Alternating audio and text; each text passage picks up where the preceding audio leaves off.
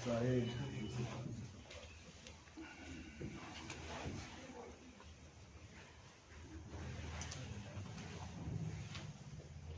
बंदगी सतनाम। तो सत्संग शुरू करने से पहले परमात्मा के नाम पे जयकारा लगाएंगे। बोलिए परम पिता परमात्मा की, सतगुरु बंदी छोड़ कबीर साहिब की, सभी संतों की, सभी हंसों की, सत्संग कराने वालों की, उनके माता पिता की, उनके बाल गोपाल की, सकल हंस को बंदगी साहिब की सत्संग। तो परमात्मा की दया है, आज जयपुर शहर में मालिक के मूल ज्ञान का प्रचार हो रहा है। बहुत बड़े भाग होते हैं जीवों के जब ये मूल ज्ञान वो श्रवण कर पाते हैं, और उससे भी ज्यादा भाग होते हैं जब वो समझ पाते हैं। क्योंकि मूल ज्ञान सुनते तो बहुत हैं, लेकिन इसको समझता कोई बिरला ही है। इसीलिए साहिब ने कहा, लाखन में कोई समझ न पाई है और कोटि मध्य जानेंगे, कहे कबीर सुनो भाई साधो हमें बिरले हंस पहचानेंगे। कि लाखों में, अगर लाखों में गिनती और ये सत्संग चल जाए तो लाखों में से पता ही नहीं लगेगा लोगों को कि हो क्या गया, क्या बोल दिया यहाँ पे, शब्द क्या है, गुरु क्या है, सूरत क्या है, निरत क्या है, समझ में ही नहीं आएगा। कहते कोटि मध्य जानेंगे, करोड़ों बंदों में से कोई इक्का दुक्का जागेगा, जानेगा। कहे कबीर सुनो बे साधो हमें बिरले हंस पहचानेंगे। बहुत बिरले जो कबीर साहब को समझेंगे कि असल में कबीर है क्या। दाढ़ी मूंछों वाले, टोपी वाले कबीर को तो बहुत सारे जान जाएंगे, लेकिन कबीर है क्या, कबीर साहिब है क्या, वो समझना सबके बस की बात नहीं है। क्योंकि लोग कबीर को वो समझते हैं जो सतलोक में बैठा है चारपाई लगा के, आसन लगा के। उस कबीर को नहीं जान पा रहे हैं जो हम सब में रमा हुआ है। जब तक उस कबीर को आपने नहीं जाना, जब तक आप मुक्त नहीं हो सकते। आप किसी ना किसी लोक की आस में ही रहोगे कि मैं सतलोक जाऊंगा, मैं अलग लोक जाऊंगा, मैं अनामी लोक जाऊंगा। इन्हीं लोगों के चक्कर में पड़े रहोगे, लेकिन कबीर साहब का जो मूल ज्ञान है, जो शब्द ज्ञान है, वो समझ नहीं आएगा। क्योंकि साहिब ने एक जगह सतलोक, अलग लोक, अनामी लोक की महिमा गाई, और दूसरी जगह क्या बोल दिया कि लोक ये अलोक शब्द है भाई, और जिन जाना तिन संशय जाए। कि लोक अलोक, ये जितने भी लोक अलोक हैं, ये सब शब्द ही है। जहां मैं लोक की बात कर रहा हूं, सतलोक की बात कर रहा हूं, मैं असल में शब्द की बात कर रहा हूं, जहां पे आप सुरत रूप में जाओगे। एक भजन भी सुना होगा आपने, सतलोक को चल मेरी सुरता। अब बोल रहे हैं सतलोक को चल मेरी सुरता। अब उनको पूछो तुम जाना चाहते हो कि सुरत जाएगी अकेली? उनको खुद में और सुरत में बोध नहीं है कि मैं क्या हूं और सुरत क्या है, इसलिए अटके पड़े हैं। जबकि साहिब कह रहे हैं कि तुम्हें कहीं आने जाने की जरूरत नहीं है, तुम्हारा शब्द गुरु तुम्हारे पास है। कोई सतलोक में विराजमान नहीं है वो। मोको कहां ढूंढे रे बंदे, मैं तो तेरे पास में। अब वो मेरे पास में है तो सतलोक में कौन है फिर? खोजी होए तुरंत मिल जाऊं, एक पल की तलाश में। अगर खोजी होगा तो उसे पता लग जाएगा मेरा शब्द गुरु कहां है, और उसके बाद वो अपने शब्द गुरु पाने के लिए ललायत हो जाएगा। अब वो भक्ति करेगा, भजन करेगा, जैसे उसको गुरु बताएंगे वो करेगा। ना कि वही सांस में रहेगा कि मैं शरीर छोड़ने के बाद किसी सतलोक में जाऊंगा, वहां दूध की नदियां होंगी, सोने की सड़कें होंगी, वहां पर मकान दुकान होंगे, हेलीकॉप्टर हवाई जहाज होंगे। भाई वो सब तो यहां भी हैं। सोने की सड़कें यहां बना लो तुम, क्या दिक्कत है? तो इसी भ्रम में सब जग भूला कि सतलोक कोई और चीज है, कहीं और जाना है, जबकि नहीं। सतलोक आपके पास है, बस आपकी सूरत इस 3 लोक में भटक रही है, इसलिए सतलोक दूर है। इस 3 लोक से निकली, अपने मूल में गई, सतलोक आपके पास है। साहिब का घर दूर है, और जैसे पेड़ खजूर, कितना ऊंचा होता है खजूर का पेड़। आपको कोई कहे खजूर तोड़ के ले आओ, आपकी हालत खराब हो जाएगी, क्योंकि आपको चढ़ना नहीं आता खजूर पे। क्योंकि आप सोचोगे मैं चढ़ तो जाऊंगा, गिर गए तो क्या होगा। लेकिन ज्ञानी जन के पास में, अज्ञानी से दूर। ज्ञानी का मतलब जिसको विधि पता है खजूर पे चढ़ने की, वो 2 मिनट लगाएगा, आपकी आंखों के सामने ऐसे जाएगा गोली की तरह ऊपर, और तोड़ फोड़ के फिर नीचे आ जाएगा, और आप सोचते रह जाओगे अरे भाई इतना ऊंचा खजूर इसने कैसे 1 मिनट में चला गया ये वहां पे। क्योंकि उसकी सुरता को विधि मिल गई है, उसने गुरु धारण कर लिया है और वो समझ गया है कि सीधे पेड़ पे कैसे चढ़ा जाता है। तो कह रहे साहिब का घर दूर है जैसे पेड़ खजूर, और ज्ञानी जन के पास में अज्ञानी से दूर। ज्ञानी जन के पास में यानी जो ज्ञानी है वो इन ख्यालों में नहीं रहते कि मैं सतलोक जाऊंगा, अलखलोक जाऊंगा। ज्ञानी तो पहुंचा ही हुआ है अपने घर सुरत रूप से, बस मालिक की दया हो जाए उस पर, वो यहीं पे ही उसे परमात्मा मिलेगा। जो तिल माही तेल है ज्यों चकमक में आग, और तेरा साईं तुझ में है, जाग सके तो जाग। क्योंकि हम सब सोए पड़े हैं अज्ञान की नींद में। अज्ञान क्या है? खुद से दूसरा यानी खुद से भिन्न कोई और परमात्मा को ढूंढना ही अज्ञान है। क्योंकि आपका असली स्वरूप ही परम आत्मा है। अरे सत्य स्वरूपी नाम साहिब का, सो निज नाम हमारा। मेरा और परमात्मा का नाम एक ही है, उसे याद है इसलिए वो परमात्मा कहला रहा है। मैं भूल गया इसलिए मैं जीवात्मा कहला रहा हूं। जैसे ही मुझे मेरा ज्ञान हो जाएगा मेरी भी वो अवस्था होने लग जाएगी। तो इसी को साहिब ने बोला कि कस्तूरी कुंडल बसे और मृग ढूंढे बनमाही, ऐसे रमता राम है ये दुनिया जाने नहीं। वो रमता राम हमें रमा हुआ है। कैसे रमा है? कक्का केवल नाम है और बब्बा ब्रह्म शरीर, रारा सब में रम रहा और वाको नाम कबीर। अरे कबीर कबीर क्या करे, तू खोज अपन शरीर, दसों इंद्रियां बस में कर, तू आप ही आप कबीर।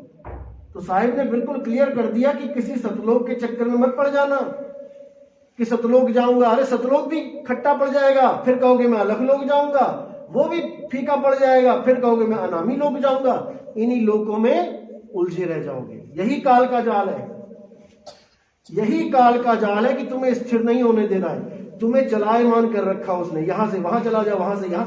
जहां पर भी तुम जा रहे हो और आ रहे हो वो एक समय सीमा के अंतर्गत है। यानी तुम एक पॉइंट से दूसरे पॉइंट तक जाते हो तो बीच में जो गैप है वो सीमा, वो समय सीमा है, वो काल के अधीन है।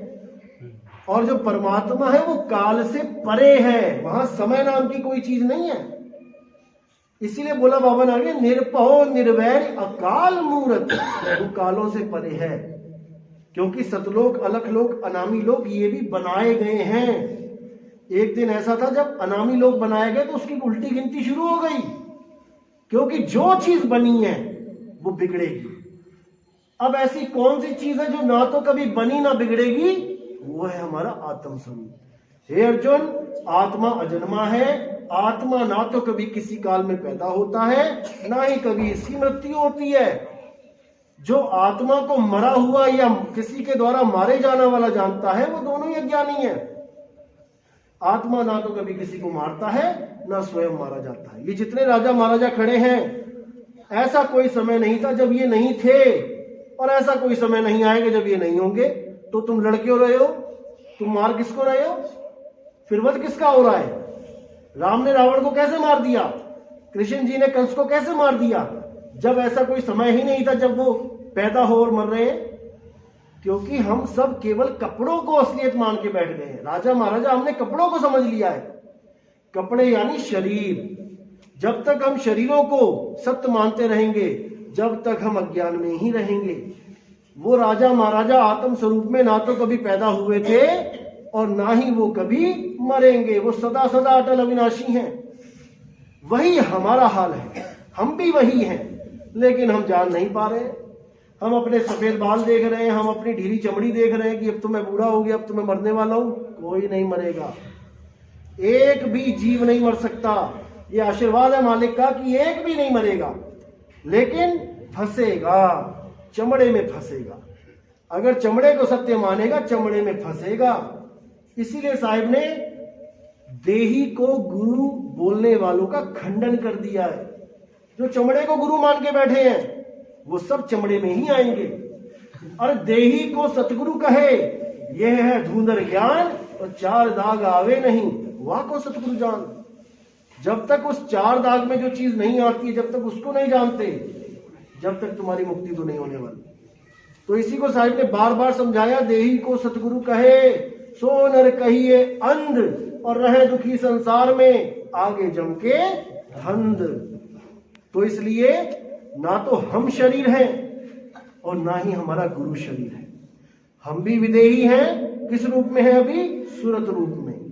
सुरत भी विदेही है, वो कोई देह में नहीं है कि उसका कोई आकार है, रंग रूप है। और हमारा गुरु वो शब्द रूप में है। शब्द गुरु सुरत धुन चेला, और मिले परस्पर भया अकेला। अरे ना कोई गुरु ना कोई चेला, तो उड़ जा हंस अकेला। अपने स्वरूप को प्राप्त आपने अकेले करना है, किसी आस में नहीं रहना कि मेरा गुरु मेरी हेल्प करेगा। आपका गुरु आपको दाव बताएगा, आपको विधि बताएगा, करना आपने ही है। इसीलिए बोला गुरु गुरु में भेद है, गुरु गुरु में भाव, सोई गुरु नित बंदिए, जो शब्द बतावे दाव। जब वो शब्द का दाव मिल गया, अब आपकी जब काल से मुठभेड़ होगी, अब आप हरा दोगे उसको। अगर शब्द नहीं है तो याद रखना हार जाओगे। इसलिए साहिब ने बोला, सार शब्द आए जेहि विधि हाथा, तही विधि काल नवावे माथा। वहां पर काल झुक जाएगा, क्योंकि तुम्हें विचलित नहीं कर सकता, तुम्हें डरा नहीं सकता, तुम्हें हरा नहीं सकता, क्योंकि शब्द गुरु तुम्हारे पास है, वो सतनाम तुम्हारे पास है। सतनाम जो पाए वीरा, और संग रहूं मैं दास कबीरा। और यहां पे सतनाम क्या बताया जा रहा है? ओम सोहम सतनाम है, अकेला सोहम सतनाम है, या सतनाम जाप सतनाम है? भाई वो जाप नहीं है, वो अखंड नाम है, जिसको हम सतनाम कहते हैं, जिसकी महिमा सब संतों ने गाई है। उसी सतनाम को जानना है। अरे सत्य नाम है सार, बूझो संत विवेक करी, उतरो भव जल पार, सतगुरु का उपदेश यही। सत्य नाम ही सार है। कोई इस गलत फहमी में ना रहे कि सतनाम अलग है, ओम सोहम है, और सार शब्द अलग है, सार नाम अलग है। कबीर सागर की पहली लाइन है ये, अगर इस पे विवेक लगा लो तो सारी कहानी सुलझ जाएगी। सत्य नाम है सार, बूझो, बूझो यानी पहली बूझो, जैसे बूझो, लगाओ दिमाग। सत्य नाम है सार, बूझो संत विवेक करी, उतरो भवजल पार, सतगुरु का उपदेश यही। भवजल पार आपको सतनाम ही करवा सकता है, नहीं तो आप देह के चक्कर में पड़े रहोगे। इसलिए साहिब ने बार बार यही समझाया है कि भाई वो शब्द तुम्हारे पास है, वो ले और दिया नहीं जा सकता। कि कोई कहे कि मैं शब्द लेके आ गया किसी गुरु से, अरे तुम खुद शब्द हो, साहिब खुद शब्द है। हम है शब्द शब्द हम माही, और शब्द से भिन्न और कछु नाही। शब्द न बिन से देही, कहे कबीर हम शब्द सनेही। कि मैं ही वो शब्द हूं, मैं ही सार शब्द हूं। मुझे और सार शब्द को अलग समझने वाले ये 184 में जाते रहेंगे, क्योंकि शब्द हमारा तू शब्द का, और सुन मत जा सरक, जो चाहे निज रूप को शब्द ही ले परख। जो तुम्हारा असली स्वरूप है वही सार शब्द है, कोई लेने देने की चीज नहीं है वो। तुम्हें तुम्हारा ही स्वरूप लखा देना मूल ज्ञान है। क्या है तुम्हारा मूल? तुम्हारा मूल है आत्म तत्व। उसको छोड़ के क्या बन गया ये पेड़? ये डाली बन गई, पत्ती बन गई, तना बन गया, सब कुछ बन गया। मूल क्या है? आत्म तत्व। इसी को समझना है। इसीलिए गीता में उल्टे पेड़ का जिक्र किया गया कि जो इस तन रूपी वृक्ष को उल्टा करके समझा दे, यानी कि ए से लेके जेड तक जो गया है उसको जेड से ए पे पहुंचा दे। कहां से उत्पत्ति हुई है इसको उल्टा कर दे, सूरत को उल्टा दे, वही सतगुरु है। इसीलिए बोला अरे उलट समानी आप में, बीज में से निकला तना, तने से निकली टहनियां, टहनी से निकली डालियां, डाली से निकल गए पत्ते फूल, अब इसको ही उल्टा दो।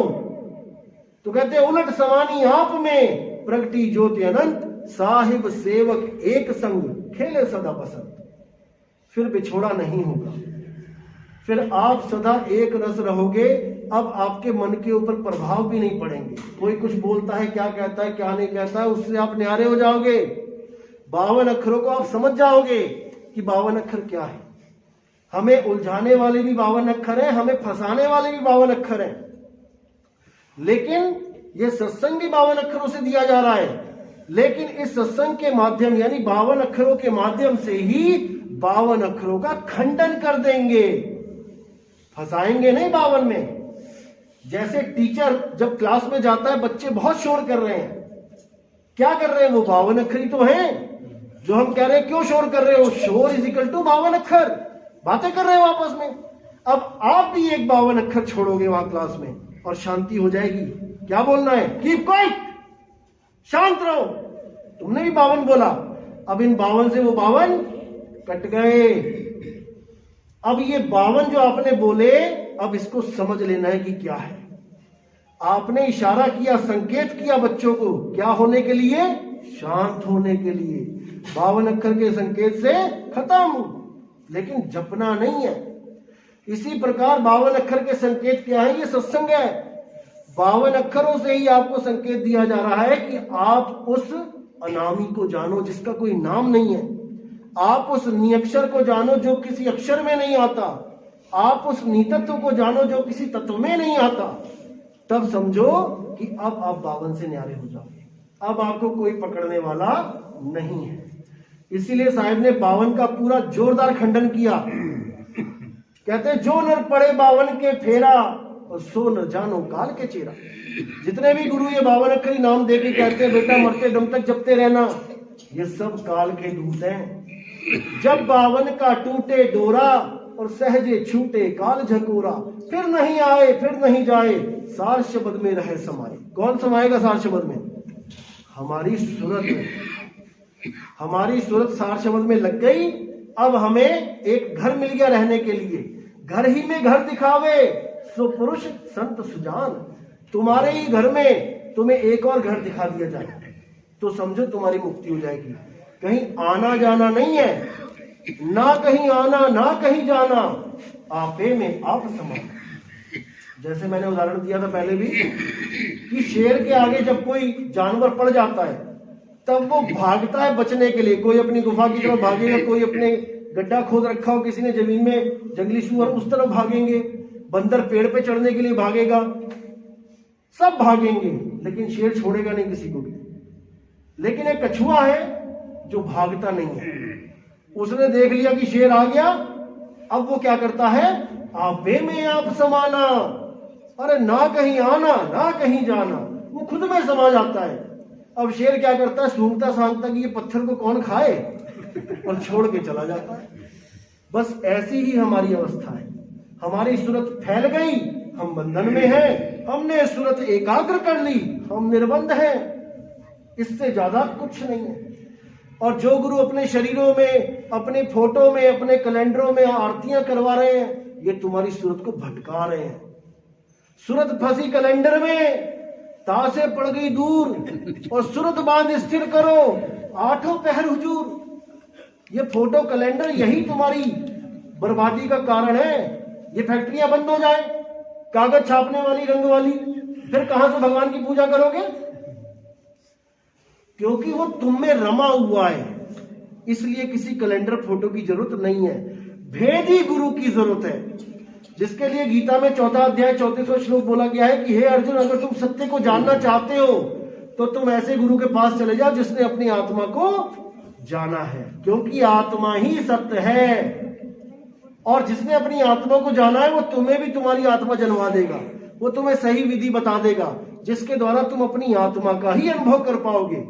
और एक बार सत्य को जानने के बाद तुम दोबारा कभी विचलित नहीं हो पाओगे। यानी एक बार जिसने वो अनुभव कर लिया, चाहे 1 सेकंड की भी दया हुई हो मालिक की, वो दोबारा अपने आप को शरीर तो नहीं मानने वाला, जीवन में कभी नहीं मानने वाला। उसको पता लग गया कि मैं क्या चीज हूं। जिसने कभी करंट को नहीं देखा, वो पंखे को चलता हुआ देख के सोच सकता है कि पंखा ही करंट है, पंखा ही जीवित है। वो इसको 2 शक्तियां करके नहीं जान पाएगा। जिसने कभी करंट को नहीं छुआ, वो पंखे को तो छू के महसूस कर लेगा, लेकिन करंट का आता पता नहीं होगा उसे। लेकिन जिसने करंट को छू लिया, अनुभव हो गया, वो उसी पल समझ जाता है कि अच्छा ये ताकत है जो इसको चला रही है। अब वो जीवन में कभी पंखे को करंट नहीं मानेगा। यही भेद है। इसी को कबीर साहब कहते हैं, इसी को समझ जाना है। जड़ और चेतन का भेद है। ये शरीर जड़ है और हमारी आत्मा चेतन है। जड़ चेतन का करे निबेड़ा तो कहे कबीर सुहंस है मेरा। इसी जड़ चेतन की गांठ को खोलना है। भीखा भूखा कोई नहीं, सबकी गठड़ी लाल, और गांठ खोल देखा नहीं, ताते भाई कंगाल। गांठ कौन सी लगी है? जड़ और चेतन की। जब गुरु मिल जाता है, जड़ को नीचे छोड़ देता है, चेतन को ऊपर कर देता है। जैसे पानी में कोई एक बूंद तेल डाले तो पानी और तेल अलग अलग स्पष्ट दिखाई देते हैं, मिलते नहीं आपस में वो। इसी प्रकार ज्ञान हो जाने के बाद ये शरीर अलग और चेतन सत्ता को आप अलग महसूस कर सकते हो। लेकिन होता गुरु की दया से है, परमात्मा की दया से है।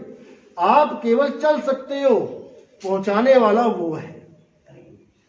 चुंबक केवल, लोहा केवल घूम फिर के चुंबक के नीचे आ सकता है, लेकिन उठाने वाला चुंबक ही है। लोहा कहे मुझे क्यों नहीं उठाया जा रहा, ये मालिक की मौज है, कब क्या करेगा कुछ नहीं जानते हम।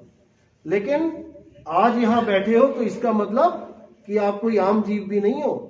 यहां बैठने का मतलब है कि आप हर भ्रम को तोड़ के पहुंचे हो यहां पे। तो जिन लोगों को चुना गया है, पूरे विश्वास के साथ भक्ति करनी है। पूरे विश्वास नहीं तो भक्ति नहीं होगी, याद रखना। हमने अरदास लगानी है, लेकिन हमने हक नहीं जमाना है कि मुझे क्यों नहीं मिल रहे हो। अरे पता नहीं कैसे कैसे क्या क्या हमने कुछ कर रखे हैं ऐसे, जो हमें बिताया जा रहा है समय, भुगताया जा रहा है। बहुत कुछ देखा जाता है इसमें। तो मालिक ऐसा नहीं है कि आपसे कोई दुश्मनी है उनकी, सबको चाहते हैं वो, लेकिन तुम्हें ऐसा साफ कर देंगे पहले ताकि तुम उस अवस्था को प्राप्त करने लायक बन सको। तो ये जरूरी है कि विश्वास बहुत जरूरी है। बिना विश्वास के भक्ति नहीं हो। चलो, तो यहीं पे वाणी पे विराम देता हूं। और प्रथम दीक्षा वाले कौन है वो हाथ खड़ा कर दे, जो पहली दीक्षा लेने आए हैं। आप कहां से आए हो? जिला करौली। पहले कहां से जुड़े थे? पहले साल में रामपाल से जुड़ा। कितने साल हो गए थे? 6 साल हो गए। 6 साल हो गए रामपाल से जुड़े थे।